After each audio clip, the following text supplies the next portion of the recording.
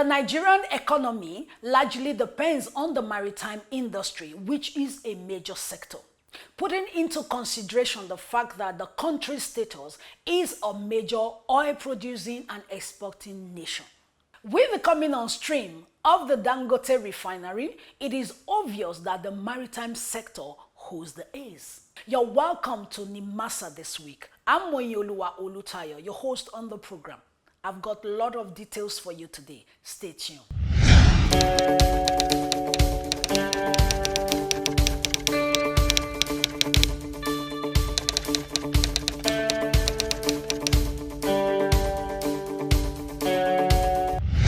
Any vessel operating coastal voyage in Nigeria must mandatorily have on board the following: vessel logbook, vessel port of call, vessel particulars, which include registry certificates, safety equipment certificates such as safe manning certificates, builder certificates, load line certificates, tonnage certificates, radio certificate, insurance certificates, classification certificates, passenger ship safety certificate, service certificate, cargo ship certificate, and waiver certificate or receipts. Vessel owners, captains, shipping agents, and members of the public are advised to note and The marine business is a paradigm of a global business. Its importance cannot be underrated, as 90% of the world trade is at the present day carried by sea. In light of this, the Honorable Minister of the Marine and Blue Economy, His Excellency Adegboyega Oyetola, led a delegation to Morocco. This is in the quest to ensure that Nigeria learns from Morocco on how best to attract investment to the maritime industry. The Honorable Minister of Marine and Blue Economy, His Excellency Adegboyega Oyetola CON, has embarked on a working visit to the Kingdom of Morocco. The working visit was meant to enhance Nigeria's fisheries and aquaculture sector and port efficiency. Accompanied by key officials of the ministry, including the Permanent Secretary, Mr. Olufemi Michael Oloruntola, the Director of Fisheries and Aquaculture, Mr. Wellington Omoragbo, and the Managing Director of Nigerian Ports Authority, Dr. Abubakar Dansoho. The delegation engaged with stakeholders to gain invaluable insights into Morocco's renowned fisheries industry and port operations. The Nigerian delegation met with His Excellency Professor Mohamed Sadiki, the Moroccan Minister of Agriculture, Fisheries, Rural Development, Water and Forests. They also visited the Moroccan Office of National Fisheries, where they explored Morocco's innovative sustainable fishing practices, fisheries management, and aquaculture development in detail. The working visit further availed Nigeria's delegation the opportunity of visiting the impressive Tangier Med Port Complex, a leading logistics hub in the Mediterranean. The delegation witnessed firsthand the port's cutting-edge technology, streamlined operations, and efficient cargo handling systems.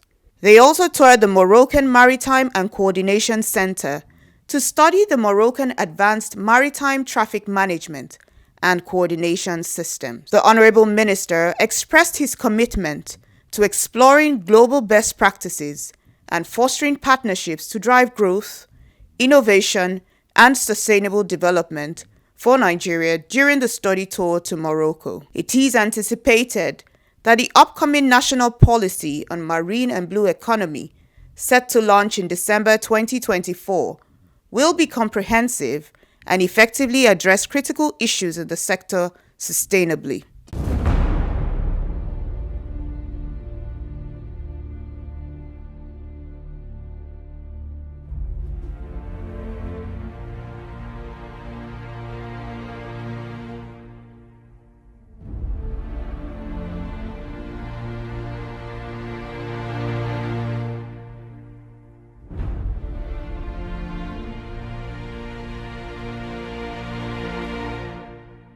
Nimasa this week, the voice of maritime, showing on these stations. The Director General of the Nigerian Maritime Administration and Safety Agency, Dr. Dayo Mubiriola, has disclosed that the National Single Window Project is important to actualizing the ease of doing business in Nigeria, while also creating an environment for businesses to thrive and attract more investors. The DG, who made this known when he played host to the National Single Window Project team, led by Mr. Tola Fakolade at the agency's headquarters in Lagos, highlighted the significant importance of the Single Window Project. He assured the team that the Nigerian Maritime Administration and Safety Agency would provide all necessary support for its implementation. He further stressed the importance of engaging all stakeholders to secure their buy-in for the initiative. The importance of single window is enormous. We can assure you that the matter as a whole, body and soul, will support you, because it's something that the agency needs, the country needs, and it will benefit us all. We still have a few organizations, MDAs that we need to visit, and we need to ensure that we continue to build that relationship. Third is the operational assessment.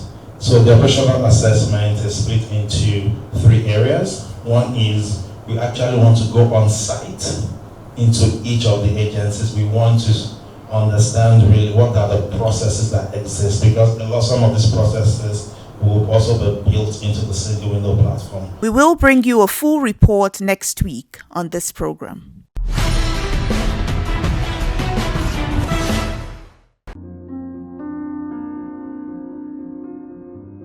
Nigeria's sustenance has over the years been hinged on a monolithic economy, with the discovery of crude oil in Oloibiri Bios Estate in 1956. It has been largely dependent on the oil sector and faced with the need for diversification. The country has focused on a hybrid of economic structure that blends oil with agriculture, but the former has remained consistent as economic mainstay ahead of the latter over the years, leaving the nation vulnerable to the many shocks associated with fluctuating global oil prices, diminishing purchase by large economies such as America, the growing threat of the emergence of more renewable alternative energy resources, the menace of oil theft, and much more.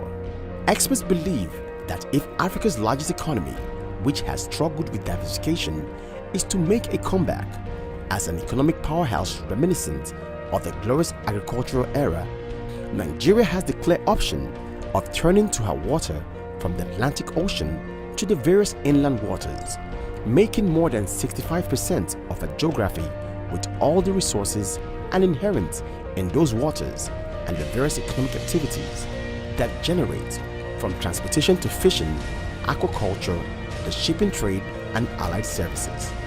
With Nigeria's recent gains in reducing the menace of piracy and sea criminalities, the nation's seas have become safer and her coast calmer. The conditions are now conducive for Nigeria's blue economy to thrive. It is increasingly being accepted that the country's future lies in the blue economy, with a coastline bordering the Atlantic Ocean from Badagry in Lagos to Bakassi in Cross River State.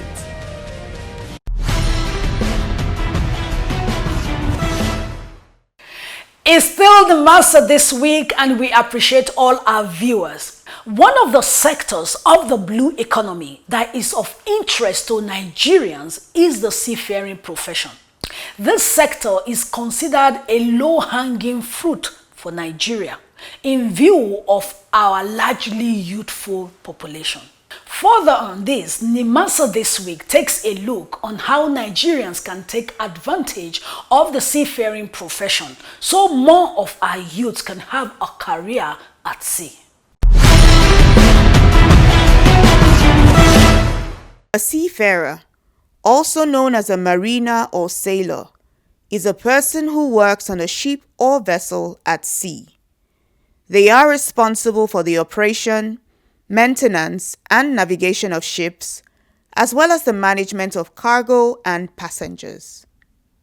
Seafarers play a crucial role in maritime operations and logistics, ensuring safety and efficiency at sea. They can take on various roles such as deck officers, engineering officers, and ratings. In Nigeria, the Nigerian Maritime Administration and Safety Agency, Nimasa, has embarked on various projects to foster interest among the Nigerian youth in this unique profession.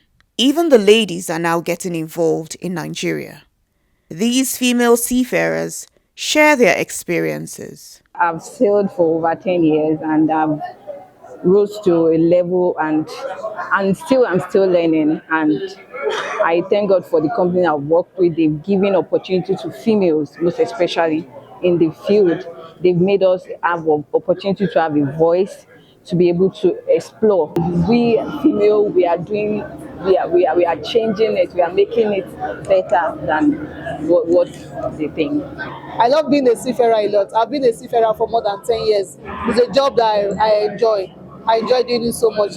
The fact that, you travel around the world, you get to meet different people, you get to do challenging activities, challenging jobs, and then it broadens your knowledge. I would say as a woman, we always speak about gender equality, gender equality. We are actually not there to take their jobs from them. We are actually there to also prove ourselves. What I love about the job is the exposure, the opportunity to learn new things, the opportunity to learn from people who have been in the industry for a while, and also the opportunity to spread my wings. In the Philippines, Filipino seafarers significantly contribute to their economy through their remittances.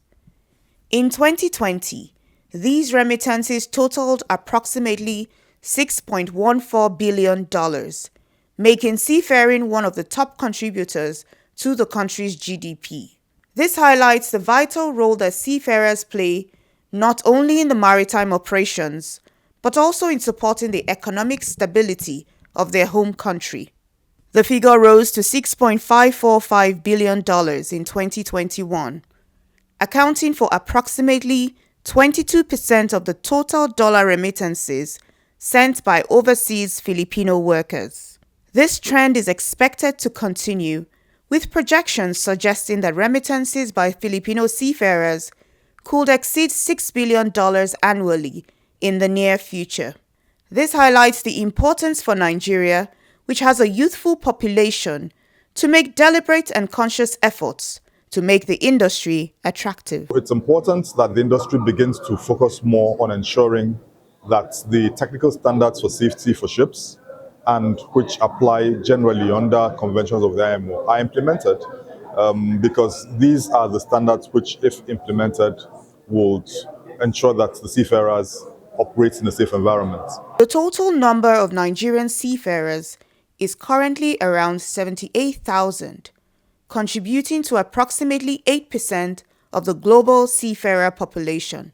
This figure reflects the broader trend in Africa, where certified seafarers are significantly fewer compared to major seafaring nations like the Philippines and India. The Nigerian Maritime Administration and Safety Agency is actively working to increase the number of certified seafarers and improve their welfare, and industry stakeholders are observing these developments with keen interest. First and foremost, I want to thank the DG Nimasa for recognizing the fact that the training is very important, because seafarer is not a tea break professional. It's a professional that is being recognized all over the world.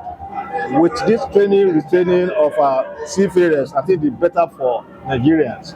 So we want to employ him to re-emphasize the need to train our members, to train the seafarers properly, so that their certificate can be what? Be recognized. I may say that Nigerian water is getting better in terms of safety, because a lot of things with the help of Nimasa and the Navy has drastically reduced piracy, and even the wreck has been removed. They are working, they are doing, it's better than yesterday.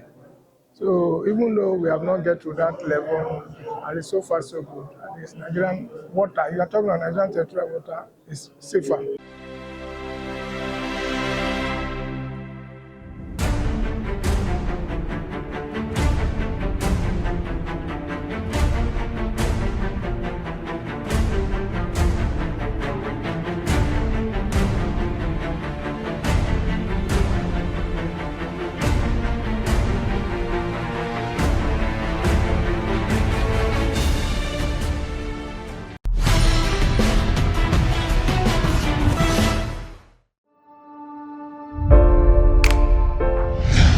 The Nigerian Trawler Owners Association is the umbrella body for all the companies engaged in industrial, fishing, shrimp trawling, and processing for domestic consumption, as well as exports across Europe, America, and the UK. It is one of the non-oil export sectors in Nigeria that has helped in growing the economy through its foreign exchange earnings. Permit me to mention here that this subsector is doing between 80 to 100 million US dollars per annum. The association was meant to employ citizens, apart from the forex, to meet protein needs. And this association came under a unified body in 1986 when the likes of Rear Admiral Victor Oduaye, Chief John Oyegun, and Chief J. Agbaje came together to represent its members in issues of mutual interest. The association started with a few member companies, which later increased in number to 25 companies.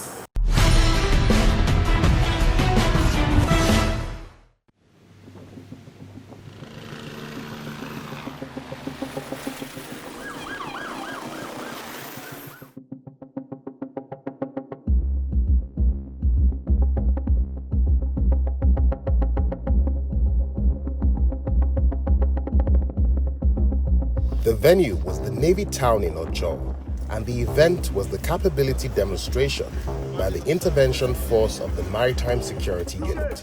Dignitaries present witnessed absolute professionalism as a simulation of piracy attack and effective repelling by the Deep Blue team.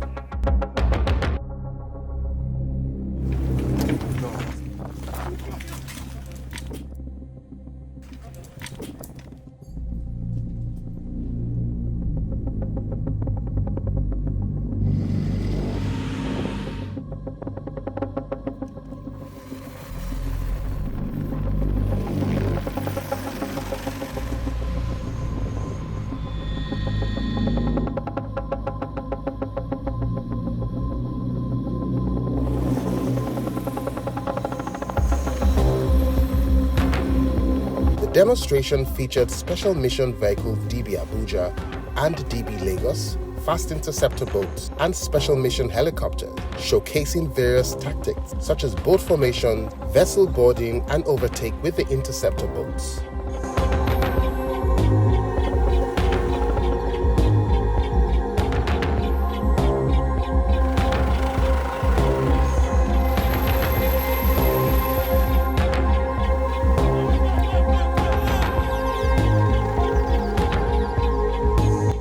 Scenario simulated how the interceptor boats came with Special Intervention Force operatives to liberate the attacked vessel. The helicopters were used to drop the special forces onto the vessel under attack. This is casualty evacuation, as the team is well equipped for all scenarios. At last, the hostage takers were repelled and apprehended, with SIF men boarding from all sides, including from the air.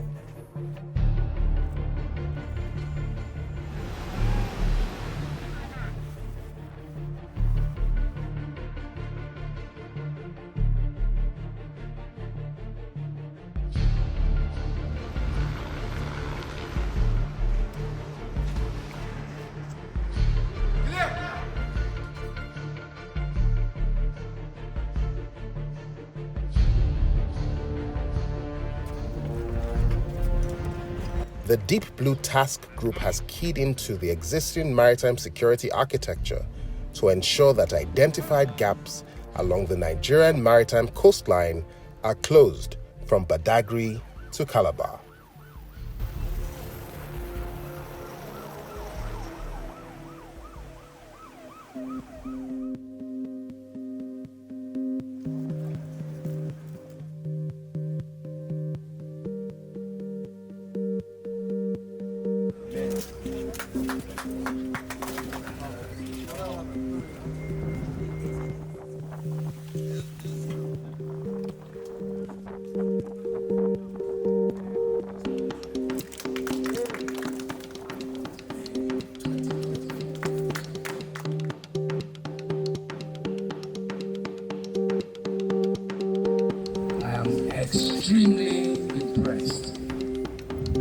surpassed my imagination.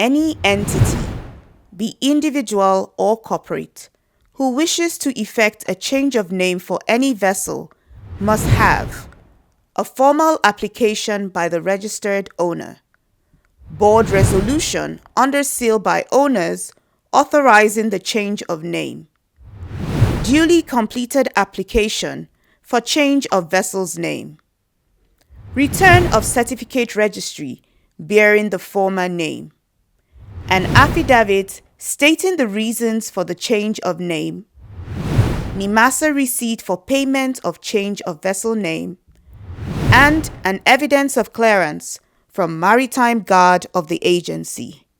Signed, Management.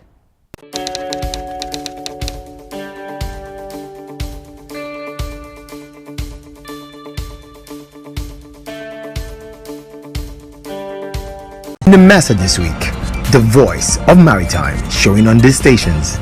Introducing the Nimasa Distress Response Call Lines for all maritime stakeholders, ship owners, seafarers, ship captains.